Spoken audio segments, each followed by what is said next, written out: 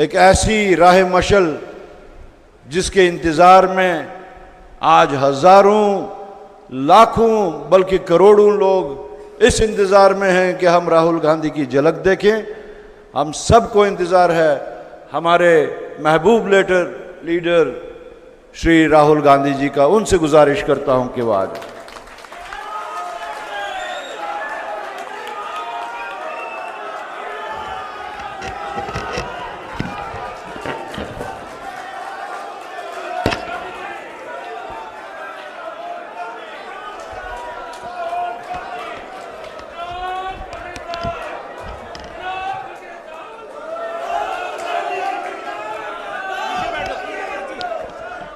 खारगे जी,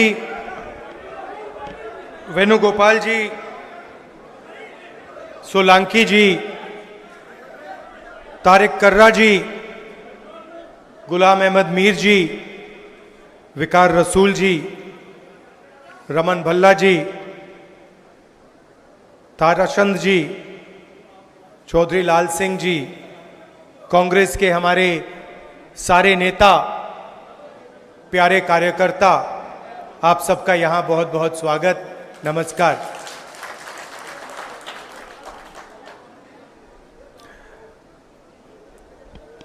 चार स्टेट्स के चुनाव हैं और कुछ दिन पहले खारगे जी और मेरी बात चल रही थी चुनाव के बारे में, तो हमने मिलकर डिसीजन लिया कि हम दोनों को सबसे पहले जम्मू कश्मीर जाना चाहिए।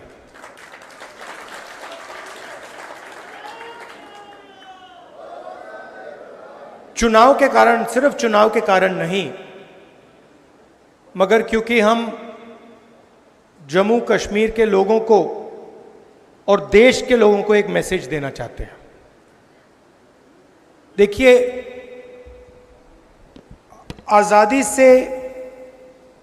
आजादी के बाद पहली बार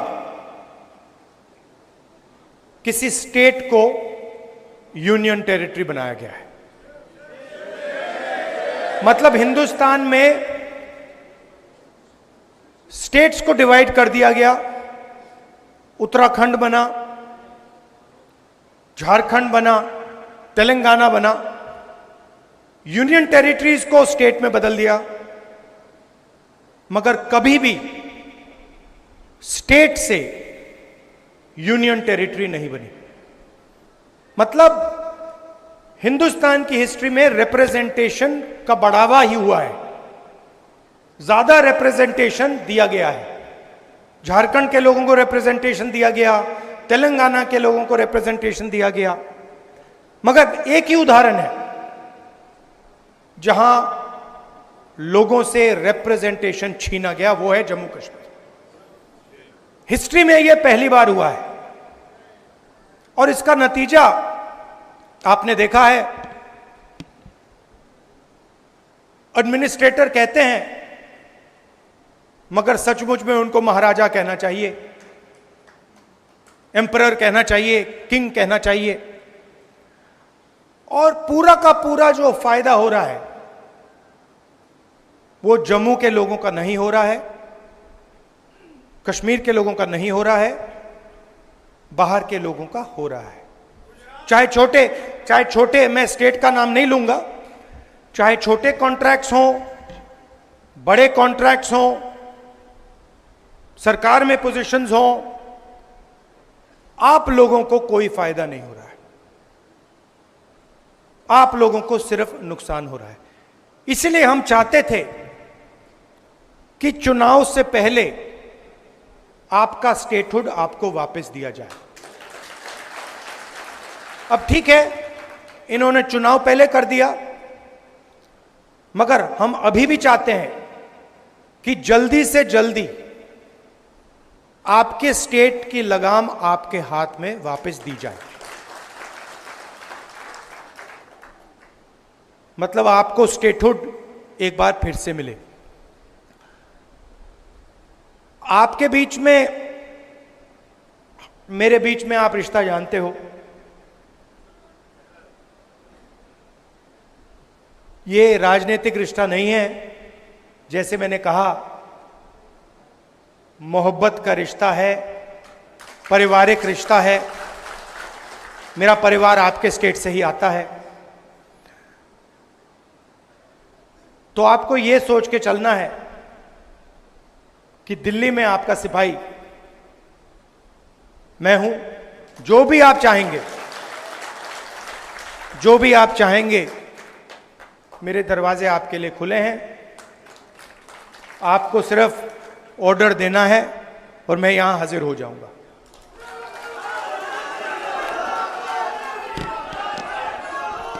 देखिए, शायद रमन भल्ला जी ने कहा, ठहर जाइए मैडम, खत्म करने दीजिए। अभी नहीं मैडम, बाद में कर लेना, डिस्टर्ब मत कीजिए। रमन भल्ला जी ने कहा, उन्होंने कहा कि देखिए मैं कांग्रेस पार्टी का सिपाही हूं।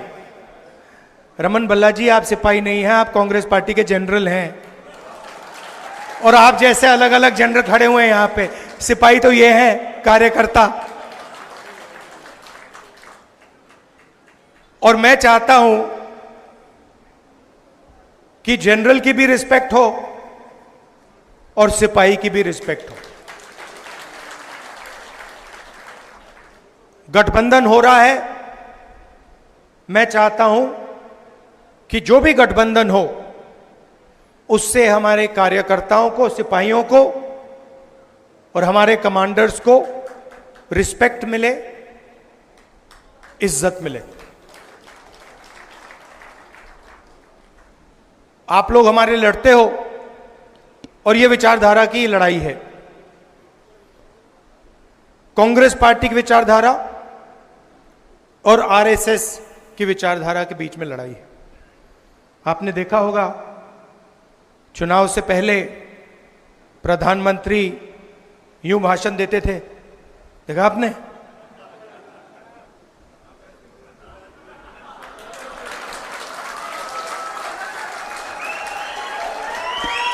मैं आपको बता रहा हूं, आप गलत फहमी में मत हो। कांग्रेस पार्टी के कार्यकर्ता ने, मैं बता रहा हूं आपको, कांग्रेस पार्टी के कार्यकर्ता ने हिंदुस्तान के प्रधानमंत्री से कॉन्स्टिट्यूशन पर ऐसे ये करवा दिया। ये आपकी देन है, आपका काम है। और मैं तो पार्लियामेंट में बैठता हूं, मुझे तो बिल्कुल सामने दिखते हैं। मैं आपको बता रहा हूं कि आपने हिंदुस्तान के प्रधानमंत्री की जो कॉन्फिडेंस थी उसको खत्म कर दिया, उड़ा दिया। मतलब कांग्रेस के कार्यकर्ता ने उनको इतना साइकोलॉजिकल टेंशन दिया कि उनकी साइकोलॉजी कोलैप्स कर गई। और वो जो प्रधानमंत्री थे, सच्चाई है पूरा देश देख पा रहा है, जो चुनाव से पहले प्रधानमंत्री थे, जिनका डायरेक्ट कनेक्शन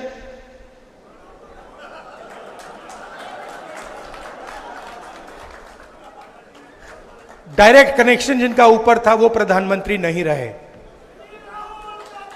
और ये आप लोगों का काम है। क्यों?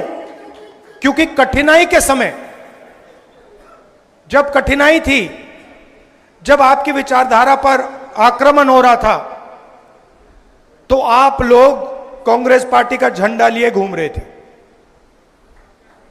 यह सच्चाई है। बहुत सारे लोग झंडा फेंक कर भाग गए। आप नहीं गए, आप खड़े रहे।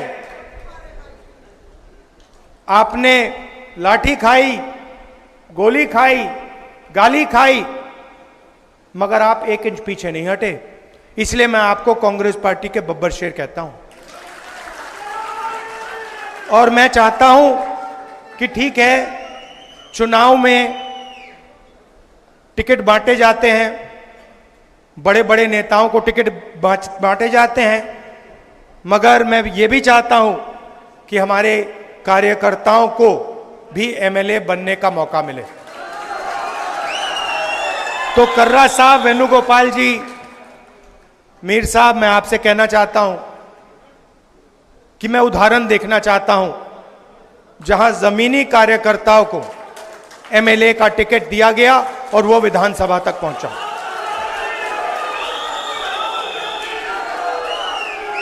पूरे देश में बीजेपी के विचारधारा ने बेरोजगारी फैला दी है। आपको फर्स्ट हैंड दिख रहा है, जम्मू में भी बेरोजगारी फैलती जा रही है, महंगाई बढ़ती जा रही है। पूरे देश में हम इनसे लड़ रहे हैं। जहां भी आप नोटिस कीजिए, चुनाव के बाद जहां भी ये कोई बदमाशी करने की कोशिश करते हैं, जहां भी बदमाशी करने की कोशिश करते हैं, हम उनको वहां सामने खड़े मिलते हैं। ये लैटरल एंट्री का किया ना इन्होंने, अदानी जी की मदद करने की कोशिश की ना, वहां पे हम खड़े हो गए, उसको कैंसिल कर दिया। तो हम इनको छोड़ने वाले नहीं हैं। अगर इन्होंने थोड़ी सी भी बदमाशी की, कांग्रेस पार्टी के सारे कार्यकर्ता इनके सामने खड़े दिखाई देंगे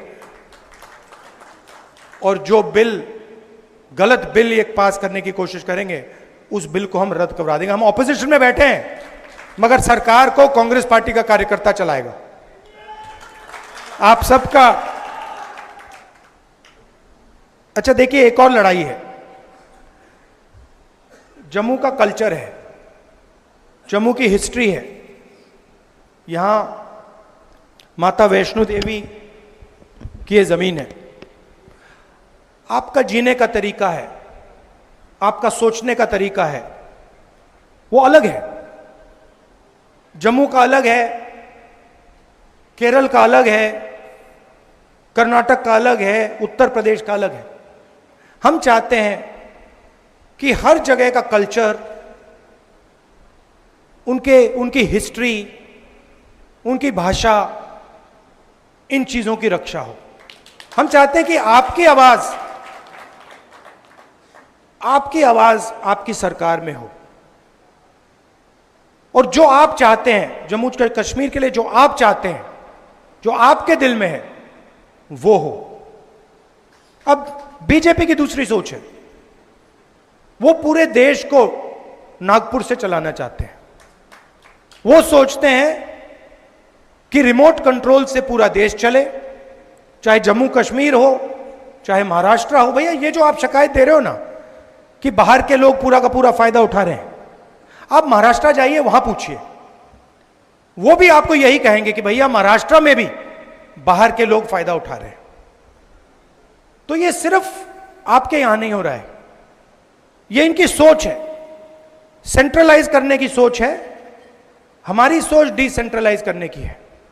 हम चाहते हैं कि पंचायती राज हो, मनरेगा हो, पंचायतों में आपके डिसीजन लिए जाएं, विधानसभा में आपके डिसीजन लिए जाएं, लोकसभा में आपकी आवाज पहुंचे। कभी कभी हमारी पार्टी में प्रॉब्लम हो जाती है, मैं खुल के बोल रहा हूं, कभी कभी कॉन्ट्रडिक्शन हो जाता है। कोई हमारा आदमी कहता है नहीं भाई मैं तो महाराष्ट्र की बात करूंगा, और पार्टी में टेंशन होती है, हम कहते हैं नहीं तुम बोलो, तुम्हें करना है, तुम खुल के बोलो, तुम्हें अपना मुद्दा उठाना है, हम मैनेज करेंगे। तो हम किसी की आवाज दबाने की कोशिश नहीं करते, और मीडिया में हमारा नुकसान भी होता है। कभी कभी लोग कहते हैं देखिए कांग्रेस पार्टी में अलग अलग विचारधाराएं हैं, अलग अलग विचारधारा हैं, क्योंकि हम पूरे देश को चलाते हैं और हम चाहते हैं कि देश के लोगों की आवाज, अलग अलग भाषाएं, अलग अलग जात, ये सब सुनाई दे। तो मैं ये आपसे कहना चाहता हूं, हम स्टेटहुड चाहते हैं। हम चाहते हैं कि जो आपके दिल में है, जिस प्रकार से आप अपने स्टेट को चलाना चाहते हो, उसी प्रकार से आप चलाओ।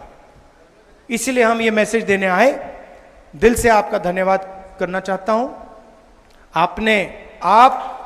आप कांग्रेस पार्टी के कार्यकर्ताओं ने, शायद आप भी नहीं समझ सकते कि आपने किया क्या। मैं यहां से देख रहा हूं, और मैं कह रहा हूं कि कांग्रेस पार्टी के कार्यकर्ता ने हिंदुस्तान के लोकतंत्र को बचाया है, डेमोक्रेसी को बचाया है। अभी एक दो और कदम लेने हैं, वो आप ले लोगे, मगर आपने इस चुनाव में कॉन्स्टिट्यूशन को और हिंदुस्तान के लोकतंत्र को बचाया है। इसके लिए मैं आप सबको दिल से बधाई देना चाहता हूं। धन्यवाद। जय हिंद। नमस्कार।